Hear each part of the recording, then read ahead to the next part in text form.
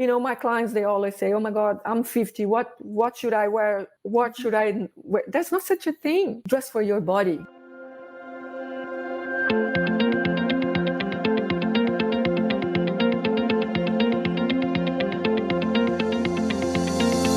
Hi, I'm Renata Bernardi, and this is the Job Hunting Podcast, where I interview experts and professionals and discuss issues that are important for job hunters and those who are working to advance their careers. So make sure that you subscribe and follow, and let's dive right in. Dressing for work post-lockdown is a real challenge. Now, for the past 2 years during this pandemic, we've made a lot of jokes about working from home, finding the motivation to get ready. For some women and people that enjoy makeup, putting the makeup on, do we really need to? Understanding, Zoom filters and finding, a balance between being ready for work at home and feeling comfortable. So that was, all kind of what we've learned to do for the past 2 years. Now we're in a situation where some of us are going back to the office, either full-time or a few days a week. Finding the motivation now and finding the pieces that still fit you after 2 years of not wearing corporate wear, not being keen to being uncomfortable in your clothes as we used to be in 2018 and 19. It's really challenging. Some of us are dressing up. Some of us have just decided that they will dress down, never wear heels again. Working from home has definitely changed the way that we understand corporate wear. Just doing a little bit of research for this episode over the web, I found so many articles, and many of them with contrasting and opposite ideas about what we should do. I have also been inspiring my clients to bookend their days in the office with social meetings and networking. So if they are going to go through the trouble of getting out of the house, dressing up, might as well make that opportunity to see somebody in their network that they haven't seen for years, having a drink later in the day with a friend, and so on. I invited an international award-winning personal stylist and brand expert for a chat. Silvana Patrick is a great person to talk to in the Job Hunting Podcast because she has had the advantage of having worked in the corporate world as a corporate professional in many countries before going back to her early love for fashion and styling. She knows how corporate attire plays a very important role in forming your professional brand and how important it can be for career development, especially in job searching. As I always ask my guests the question, tell me about your career, what we end up learning is that Silvana has done a couple of career changes as well. So pay attention to those times where she describes moving away from her early love from fashion early on in her career and going into the corporate sector, and later finding the opportunity to go back into fashion and styling. So you might be able to learn a little bit about how people do career changes and how they happen in other people's lives. She then explains in a very inclusive and understanding way the importance of caring and dressing for your body shape and your personality, not following fashion trends that are not suitable to you, and embracing how you want to dress. So let's hear now my conversation with Silvana Patrick, and I hope you enjoy it as much as I did. Today, it's all about you. And I think the great thing about you providing advice about styling and what to wear for the group of people that is in my audience, which are job hunters and people in the corporate sector, is that Perfect. You've been there and done that. So you come with the knowledge of how you actually wake up every morning, go to work 9 to 5, and have to dress in a certain way. Yeah. So I'd love to hear first a little bit about your career. Before you became a full-time stylist. What did you do before, and where were you? Because you've been all over the world too. That's fun. Well, I started in fashion, and that was a no-brainer decision for me because I know I love fashion since I was a very young girl. So I am a fashion designer by background. I studied fashion. I didn't do anything in the creative side of it because I ended up in a fashion magazine. Mm-hmm. And I say that it was a fast ascending career start. I ended up in New York working for a luxurious magazine that was really fast, and I was very young. It was kind of overwhelming. I was thrilled. to say the least. Yeah. But as much as I loved the idea, I hated the industry itself. Oh. And I just couldn't stay. Was it like Devil Wears Prada? Do you recognize yourself in that movie? It resembles quite a bit. It is very much a cutthroat industry. It is, right? It's huge, insanely. We're talking about New York, right? Maybe in other places, maybe it's a bit different, but there was way too much. It was not that it was a lot of work. I'm used to doing a lot of work. I come from a worker's family. We really roll up our sleeves and get things done. But the culture didn't fit.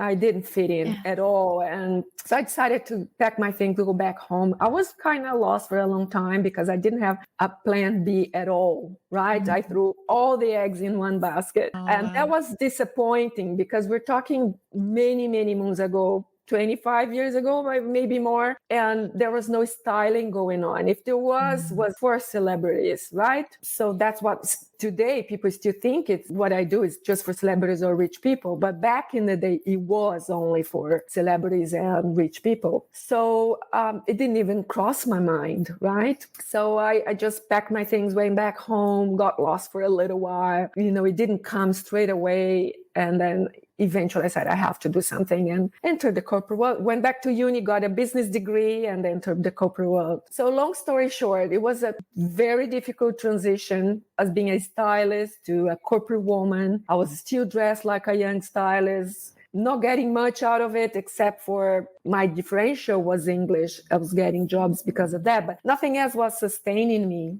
Didn't have experience. I was not dressed the part and the doors were getting closed all the time. And I didn't know. Nobody will ever tell you need to change. You're not dressed appropriately. Nobody will ever tell you. They'll just close the doors for you. So one day I had this aha moment. Actually, my mom gave me this aha moment. She said, did you really go to the interview dressed like that? It's not that I was not, I was just a bit more, bold or, of course.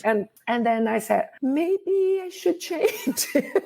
That's so funny. But it took me a long, long time, right? And when I did, it's unbelievable. My career took off. It was simply like, and then, I got more experience and all that. And do you remember what you decided to wear when you realized that you had to dress differently for your job interviews?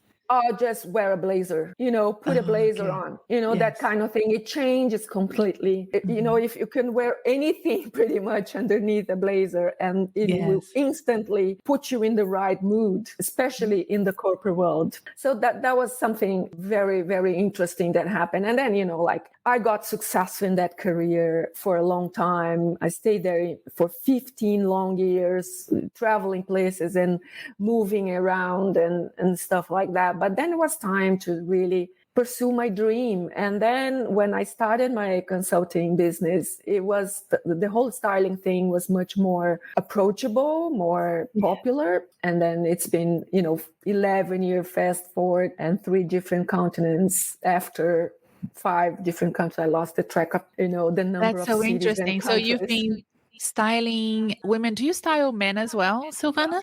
I do. It does depend on where I am. For example, in New York, it was pretty much 50-50. In the Middle East, obviously 100% women. Here, I would say 20-80. Men 20 and women 80. So it varies. In Europe, it's probably 60-70% women. It's a little bit. Yes. And this is really interesting. I want to talk to you about the difference between how people show up in the corporate sector in different continents and countries. Have you noticed a big difference? Because I noticed, I'll tell you a story. When I was moving to Australia, that was 2001 I moved. So it was in 2000. And my auntie and my mom decided to buy me a few things for me to wear when I went to uni, because I came as an international student, and they bought this beautiful leather bag that wouldn't fit any of my notebooks or textbooks because it was small, and high heels. And of course, I thought it was great. But then I arrived in Australia and I realized that I wouldn't be able to wear that bag or those heels to go to uni at Melbourne Uni, with a huge campus where I could only wear sneakers, of course, and I needed a backpack immediately. So that's kind of the cultural difference Shock culture.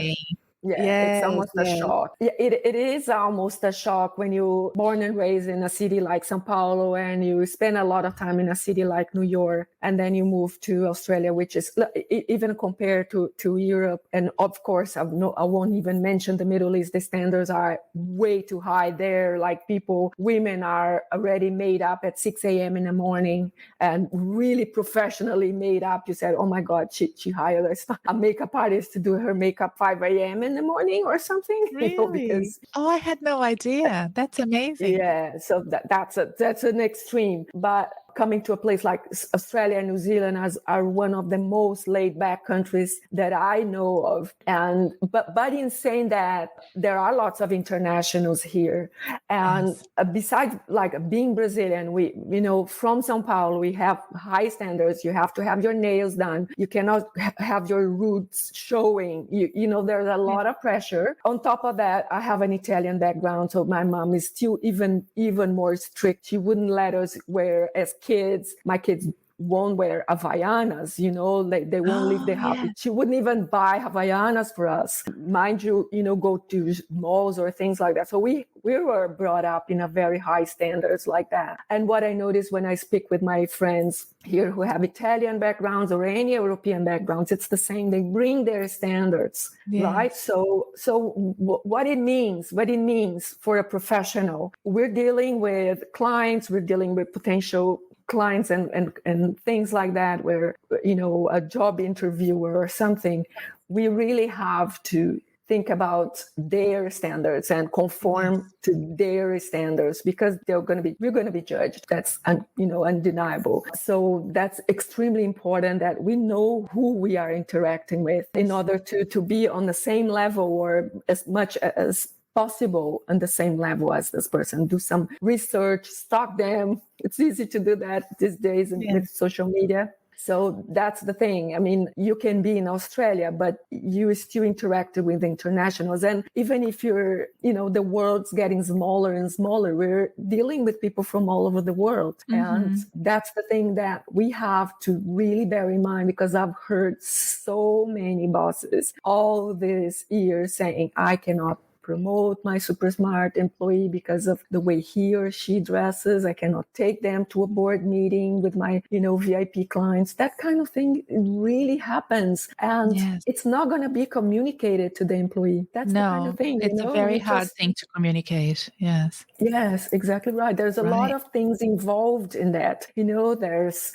prejudice, all this ethic things involved. That's why there's no communication, but the results say for themselves, like you can get stuck simply because of the way you present yourself. That's right. I mean, we've mentioned the pandemic when we were getting ready, Silvana, because it's been, I've been in a lot of lockdowns in Melbourne, and you are in Sydney, not so many lockdowns, but towards the end, Sydney did get locked quite a lot as well. And of course, with the lockdowns, it meant people weren't going into the office. They were working from home all the time. That's happening all over the world in kind of a flow kind of way. Sometimes, a country will have no lockdowns, and then the next month they will, and then they finally experience that. And God knows if it's going to be, for much longer. We never know, right? That's going to be the case especially after 2020, with the more serious lockdowns we had here in Melbourne.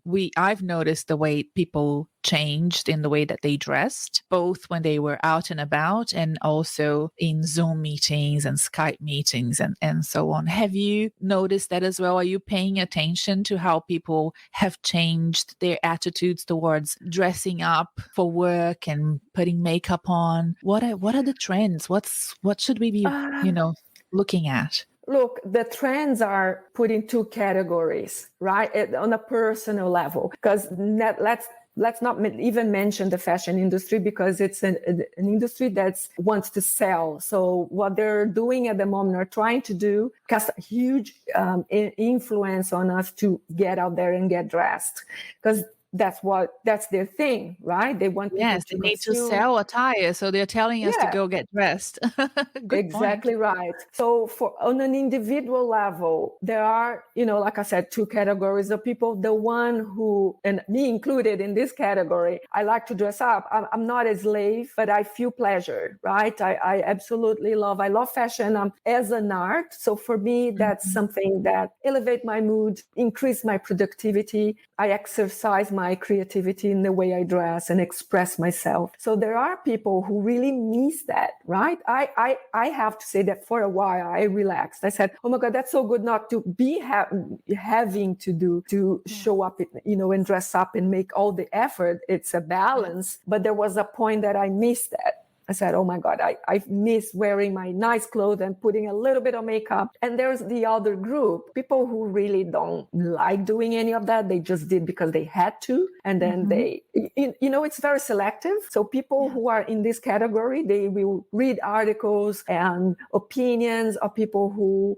resonate with that view. So they will really start, okay, now I can relax because Wall Street said it's a bit more, the dress code's relaxed. I'll relax. That's what they wanted to hear. And other people say, oh my God, that's time to go back to that thing and, and show up and dress up and never give up kind of a motto, right? So, so it's very personal. And like you said, there's no right or wrong. There's never any right or wrong. It was very confusing for a while, and it still is in many ways, because people were invited for job interviews during lockdown. Those were video interviews, and there were no instructions on what to dress. And it's kind of weird to dress in a shirt, tie, and suit when you're at home. Like, should I dress as if I was going into a job interview, or do I acknowledge the fact that it's lockdown and I'm at home and I just wear a nice shirt, for example? So I used to get a lot of clients and people that book consultations with me asking me for advice. And then eventually, Silvana, some organizations, especially the larger ones, would send a request for an interview with some instructions on what to wear. That's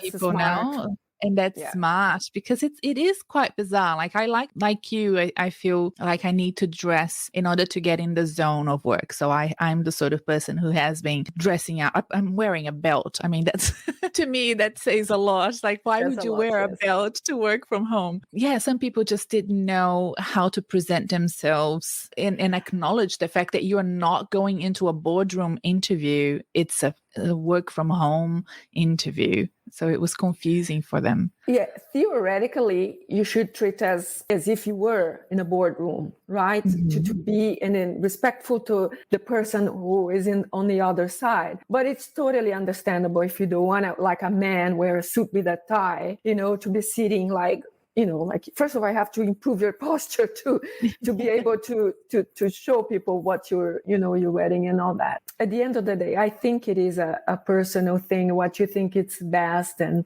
more a holistic approach of the whole picture. People will definitely be more understanding. That's for sure. It's very interesting. And now, of course, we are going back into the office, and some organizations have asked their employees to come back twice a week, or, they are considering some flexibility, but asking people, please come back. And I'm wondering if you have been out and about in Sydney watching people go back to work. I went to the Melbourne CBD a few weeks ago, and I was actually impressed. Everybody was so well dressed as opposed to where I live, which is Bayside, near the beach. And whenever I go out here, everybody's like not really very keen to dress up to go to the beach or to go to a coffee shop. They just want to wear their Havaianas and, shorts and a shirt, and that's it. Yeah. It's exactly the same. I just had a business lunch yesterday and it felt so normal, and people dressed and wearing suits everywhere, and it was refreshing to see after a long time. So it's pretty much going back to where we started, I think. So It's funny I'm what you not in said that. before about the fashion trying to make us dress up again, because I am watching what's happening in the fashion festivals, the fashion parades around the world. There's some fashion weeks happening in Europe and here in Australia as well, in Melbourne. I think it's happening as we speak. And there's a lot of talk about power dressing. Exactly. Yeah. Have you read it? I'm like, why would we be talking about power dressing? If anything, I felt that the natural tendency would be for people to be a bit more casual and natural about the way that they work, especially here in Australia. But maybe do you think it's a sales campaign, or do you think that people are very keen to go back into power dressing like we did in the 90s? Oh, well, I think it will depend on, what you do with the information, right? Again, like I said, that they're throwing out there. That's what fashion does. And then you pick whatever, it depends on you, what you want to do with that information. That's no other way to explain it. So for me, it's all about people knowing where they are, what they stand for, and translating that into their lifestyle, their everything, their specifics, their body types, and everything. So if you are in the mood to really make an entrance, as we say, you go for it. And if you want to get more relaxed about the whole thing, there's room for that as well. But I think the main point, Renata, is that the whole point of even writing the book is so people don't need to be trying to figure out what is the trend or what I should be wearing. They should know what works for them and forget about what others think about it, or age appropriate or dress code. I think for the corporate people, the one thing that is the most important is really resonate with who you are interacting. You're not going to be too dressed up if you're meeting with the ground floor employee, or you're not going to be underdressed if you're talking to the CEO of your company or a potential client of your VIP client, that kind of thing. So that's the main thing to look for. But on a personal level, you really have to bring the awareness within. That's the core message, and not look for external clues.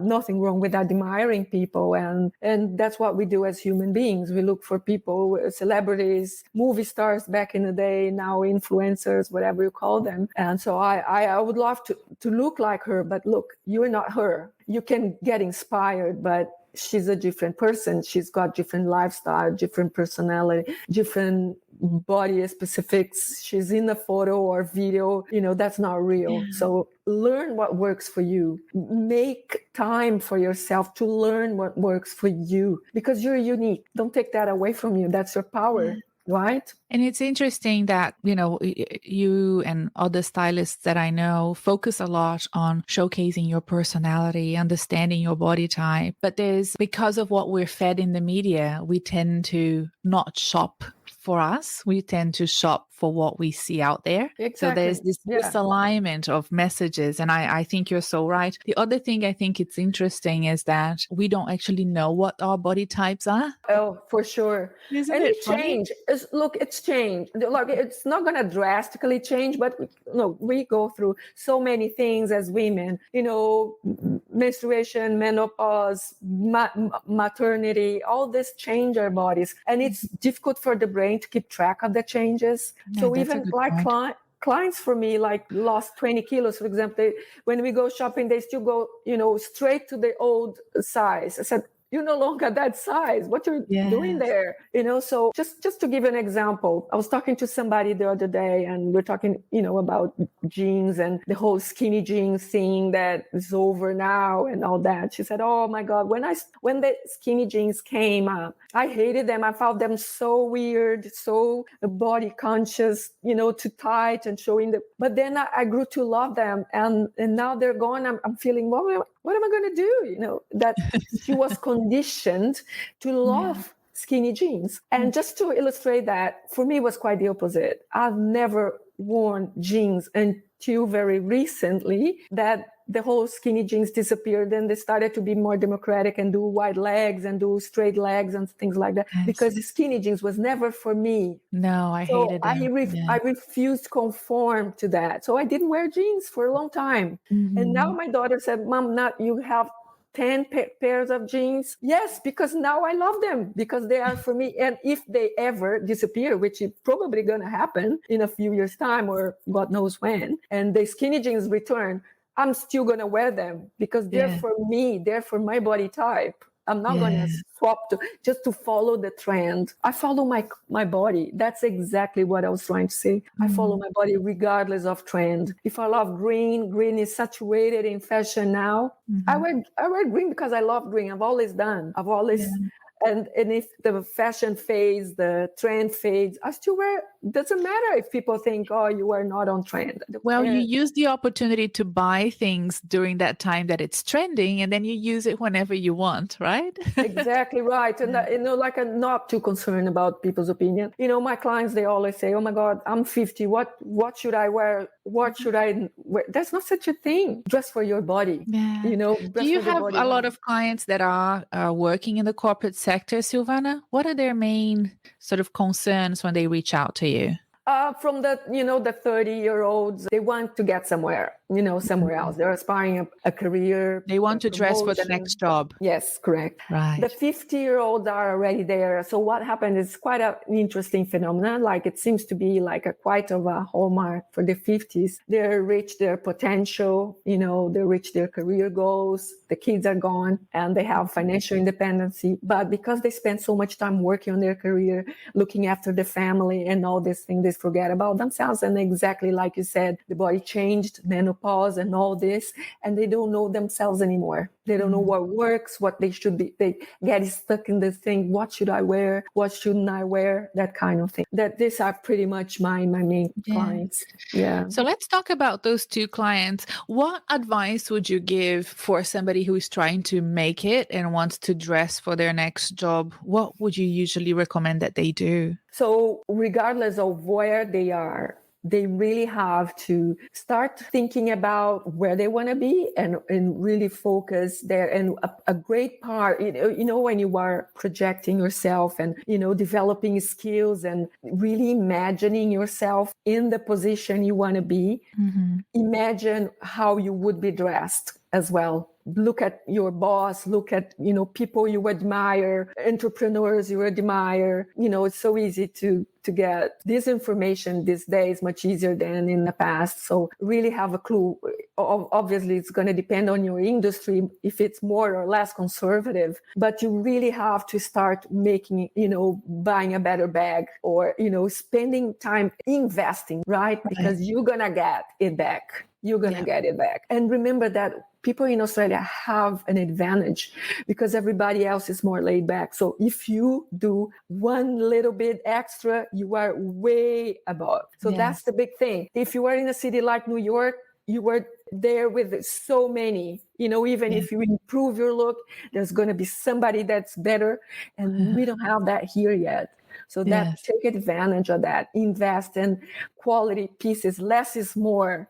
Quality, neutral tones, impeccably dressed. You don't need to break the bank. You can buy in an affordable brand that has good quality, obviously, good enough quality, and tailor. So that's one piece of advice. Invest in a capsule wardrobe. You don't need to buy too many pieces. And I put all this in my book, for out of 12 pieces, you can make out 40 different outfits. Yes. So they multiply right before your eyes. If they're the right pieces, they are neutral, classic, and then all you have to do is just spice them up with a little bit of accessories, put your personal touch, your signature style, and then that's all you need. So are there any, if we're talking about Australia, are there any go-to shops? Like if people are in a hurry and they have a job interview coming up very quickly, is there a go-to shop that you would recommend? Yes, there are. Yeah, it's a budget thing. It depends on the budget. But I would say, Q, you can find some nice jackets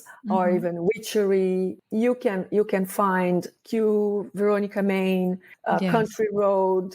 These stores, you can find some Sartoria or COS. I love COS quite a lot. It's a bit more Scandinavian style, but they still have some things that, shirts and stuff that are pretty well made and fit. What about US? What would be your go-tos in America if you were in a hurry and you needed something straight away? Well, there are phenomenal brands there. And the thing well, for tailoring, I love Joseph. I love Vince. They're fantastic. Anything pretty much you get from these stores.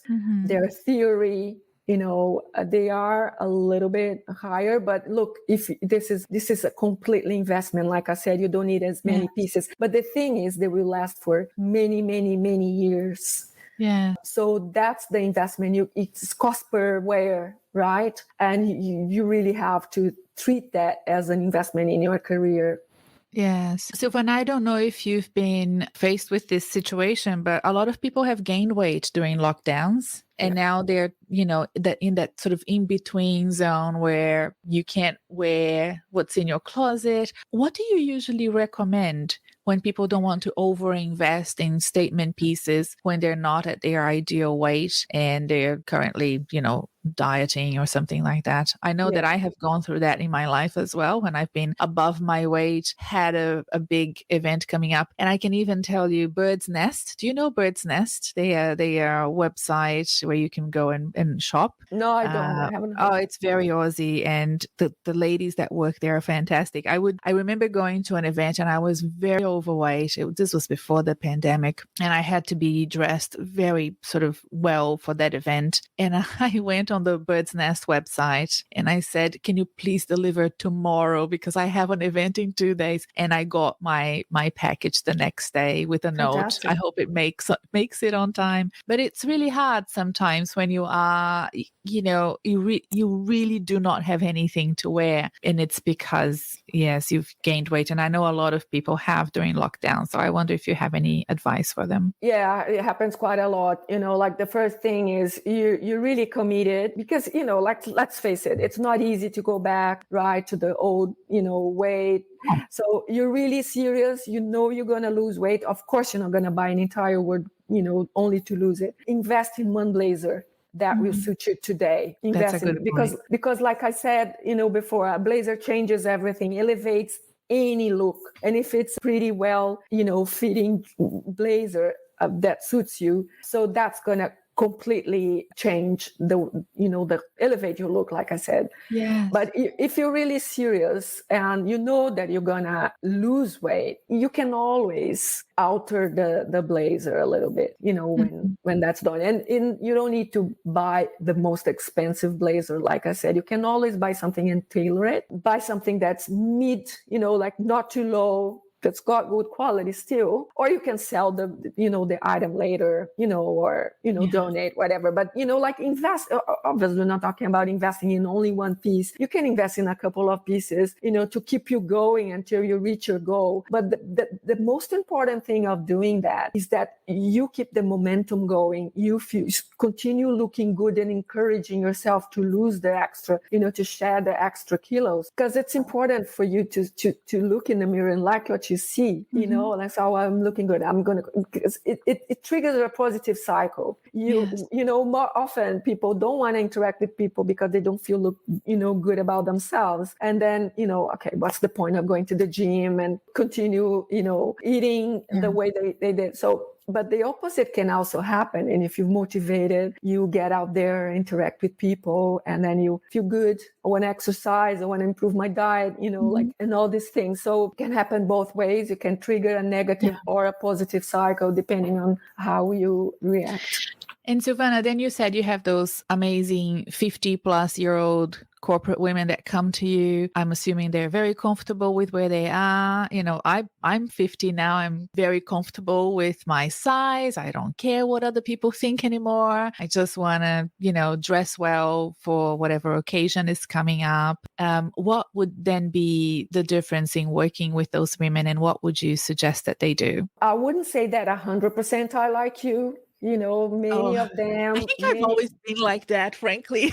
I think it's just part of my personality. I never really cared what other people thought of me. Yeah, so that's something that's probably the case, because often, like, seriously, except for a few exceptions, that people really hire me because they can be bothered shopping. They just don't have the time, that kind of thing. Yes. They have a fantastic style already. I'm just a shopper for them. But they're the minority. The vast majority are people who are not comfortable with who they are. like I said, they focus too much on their career or family or a combination of both. They are not in their ideal weight, or they're not happy with their body because they don't know how to dress for their body. That makes all the difference. That's what people Yes. don't get. You can look slimmer, taller, or the opposite if you want to. Clothes can do magic for us. Yeah. Literally magic. Once they learn that, and then, that's a whole other story. But until then, there's a lot to be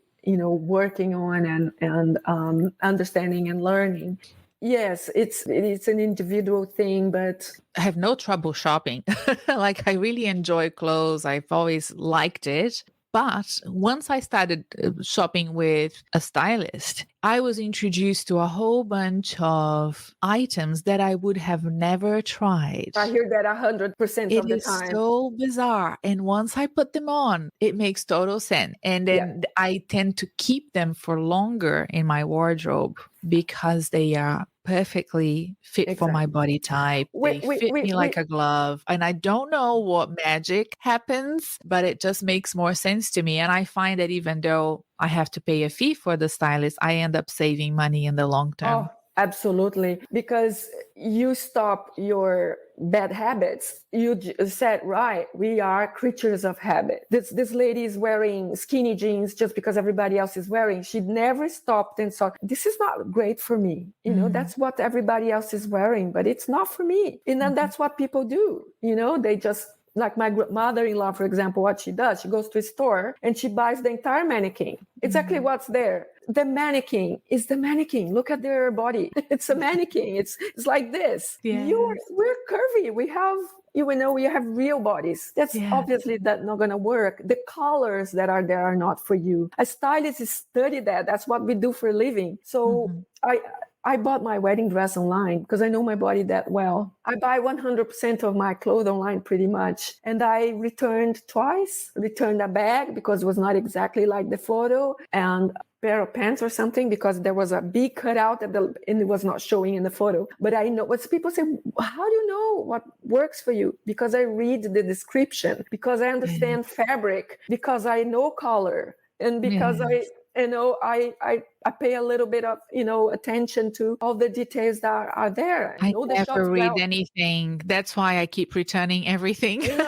Look, the maintenance is important. You want to be, doing dry cleaning or hand washing stuff all the time. We're busy people, right? Dry cleaning not only wrecks the fabric, but it's costly. I don't want to buy anything that it's dry cleaning all the time. I buy a blazer, but, you never, dry clean a blazer once a year. But there are pieces that are only dry cleanable, simple in tops like this. You have to wash every time you wear. You're going to have to be dry cleaning every time. That's insane. So this kind of things that our style is ahead of the game because that's our business. No, that's what we live for. And we have an eye for style. I look at you, regardless if you're in person or, behind the screen, I know what works for you. Obviously, I'm not seeing your entire body, for example, but if I see your entire body, I know what works for you and what doesn't. What's in your shopping cart these days? What is it that you are looking forward to purchasing? Well,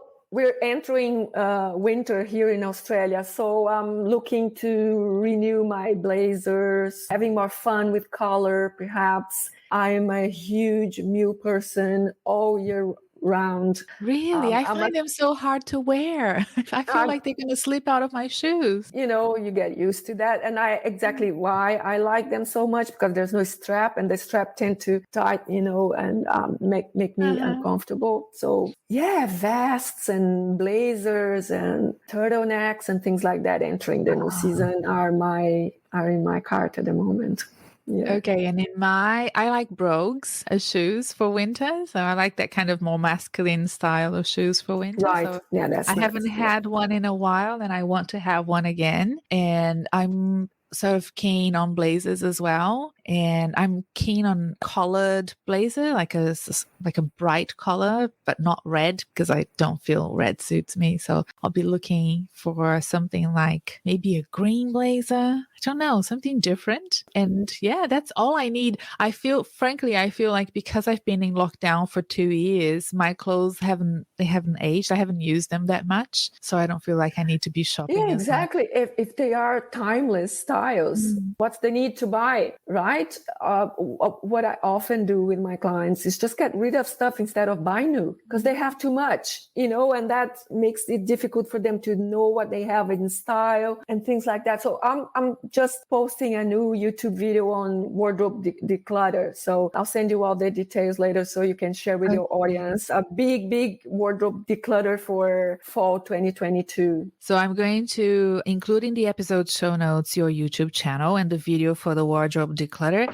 and a link to your book so that people can learn more about their body types and get ready to get out of lockdown and into the world wearing clothes that fit them properly. Yeah, but more than anything, more than a styling book, this book is an empowering book. That's the message that I wanted to pass on more than anything else. Yes, I received it a couple of days ago, and I love page 42 and 43 the most because of the colors. I really like that combination here, this one here. I told you before, I don't think I can wear red, but I think I could wear this. There are reds and reds. Right. But this is fine, and I'm like, oh, I never thought of that. So yeah, it softens, right? Yes, it does. Yeah. Thank you so much for coming on the Job Hunting Podcast, Silvana. I hope that by listening to you, the listeners get inspired to get out of tracksuit pants and into tailored pants and blazers and go for job interviews face to face again and get ready, even if they're